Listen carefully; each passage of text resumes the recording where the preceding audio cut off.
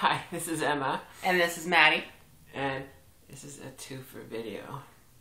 Tuesday and Wednesday. That's right.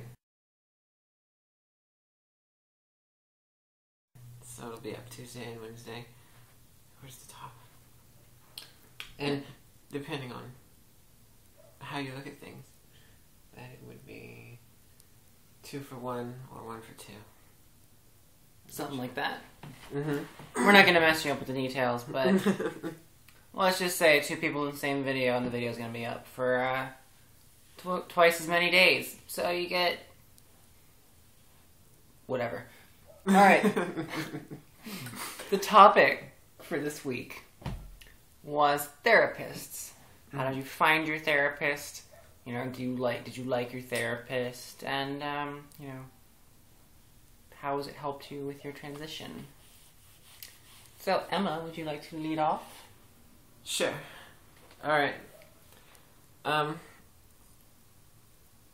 was supposed to start therapy whenever I got out of the mental hospital a long time ago. As part of the recovery, or condition for release. Yes. And I totally flaked, and for 3 years after, 2 or 3 years after that, I just kind of bounced around, and I'm glad I did. Because... Oh, really? Why? Because, during that time that I was bouncing around trying to make up my mind... Kids are over here. Yeah, well, you asked me. It's going to be a great video. And that is totally staying in. Okay. During that time, a place where I live, a place near where I live called the Gender Health Center opened up. And that's where I started all of my therapy. Actually, my therapist is now my friend. She's no longer my therapist. I love her. She's crazy and awesome. Crazy awesome. Crazy awesome. Mm-hmm. I don't know how well a crazy therapist would work. 2 like-minded people. Oh, there you go. She's fun. Yeah. Yeah, it was pretty painless. It was a very good experience. Nice. 3 months of therapy, and got the letter, and now I'm a volunteer for the place. So, I was happy with mine. Pretty painless. Sweet. Mm-hmm. I think it was back in 2008, I want to say. I think fall 2008. Sounds about right. That I, decided, alright, this has gone on long enough, I need to go see a therapist. And so I went to the University of Pittsburgh, so I went to go see one of the therapists there. And, it was neat. She was like, oh, okay, well, that's pretty cool, and just trying to be all supportive and be like, and I'm like, you're not even going to try to, question whether or not this is something I really want? Oh, okay, wow, weird. But I guess people try to, be PC when it comes to these things and, not say somebody's a total fraud. Can you imagine sitting, on, the bench, in your therapist's office and be like, well, I didn't figure it out till I was, 19. I wanted to, be a girl. Wrong! You would have figured it out when you were 3 years old. Next patient. Rejected. Anyway, so, no, they sent me to a place called the Persad Center, which is Pittsburgh's, gender wellness center. I mean, there are other gender wellness centers in there, but, that was one of them in Pittsburgh, near where I lived. And, I got to go see the therapist there, and, it was relatively painless. I got to, go into my therapy sessions, and we talked about stuff.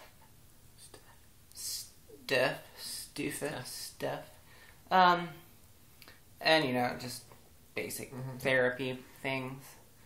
It all actually, there is no basic therapy thing. It all varies from person to person. Yeah. But eventually I got to go see what they have is called the gender team. And they, they look at your notes and your case file, and they're like, okay, cool, you can go ahead and start hormone therapy because we don't see, we've like successfully diagnosed you Mm-hmm. as having, you know, gender dysphoria. Hmm. So I was like, The gender team. I was like, sweet, I've got this thing and I can take my hormones. And that's how I went from like being all manly to, well, this. Lovely. Creature you see before us. Oh. So yeah, that was my therapy experience for hormones. Then, you know, I had to go back and talk to my therapist about, you know, when I was going to start the real life test, which is it really a test if it's, you know, what you're going to be doing? Or I don't think so. Yeah. And, you know, I had started hormones in April, and I was all the way into September 2009 that I decided to say, all right, I'm pretty much full-time now. So, and, you know, that's when my real life experience started, and the whole time I was like, yeah, I had to be in therapy pretty much the whole time because they wanted to keep tabs on, you know, the real life. Oh my gosh, she's like, are you going to be able to cut it? I'm like, yes. Like, you know, and, you know, a year went by and I'm like, sweet. And the whole time, like, I was like, all right, well, they asked me, like, once I was going to graduate college, and they were like, are you going to need your letter right away? Are you planning on getting, like, you know, surgery? I'm like, I have no way of getting my surgery done, so, Yeah. no, we'll have to wait. And then, I think back in, I want to say August of last year, so August 2011, I got to go back to Persad's gender team and, like, and I was like, yep, I want to go get my surgery, so I need a letter. And, yeah, so they asked me a couple questions. I'm like, yeah, this would be so much better. And, well, it is. I can tell you that now. And, you know, it was, and it was pretty much, you know, what? I didn't say anything. It was pretty painless. So, for all you guys, you know, who are wondering or, you know, about to start therapy or trying to, you know, get your letter going, I mean, it's not just, it's really not just trans stuff you can talk to with a therapist. As long as you're in that therapy session, you can talk to them about anything. Any problem you need to talk about. You know. Yeah. For instance, whenever I started therapy, I was going through the initial phase of my split with my ex. And we talked, actually large chunks of my sessions were revolved around the relationship with the ex, and I think that's part of the standards of care, like what they're supposed to cover, of what your therapist is supposed to cover. If you're in a relationship, they want you to try like hell to make it work, you know, or have it result in as little trauma as possible, have your transition result in as little trauma as possible, especially if there are children involved. And I have a daughter. You've seen her. She's cute. She is very cute. And actually, she went with me a couple times, and she had fun. Sweet. Yeah. So it wasn't all gender stuff. It was life planning. It was, oh my God, I'm going to go through a divorce. How's that going to be? And it's pretty cool. It's good for you. Yeah. And, like, they helped me work through, like, some emotional things, too. Like, I had, like, built up this giant, like, wall of ice around myself, and I had ice water pumping through my blood. It came out, like, clear and cold. You could really drink it. It was, like, glacial water.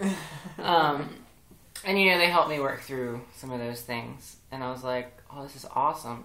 Like, I didn't really, like, it was initially, you know, trans-related, but, you know, we got it resolved, and I thought it was pretty cool. Very cool. So, yeah. So, what are we taking away from this video?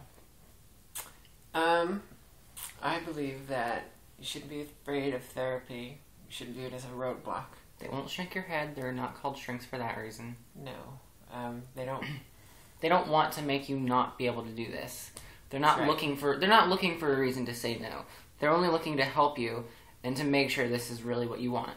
Right, right. And if you're not sitting down and talking with someone about it, and you just go on with, you know, your kind of gut, it's harder. It just is. I think.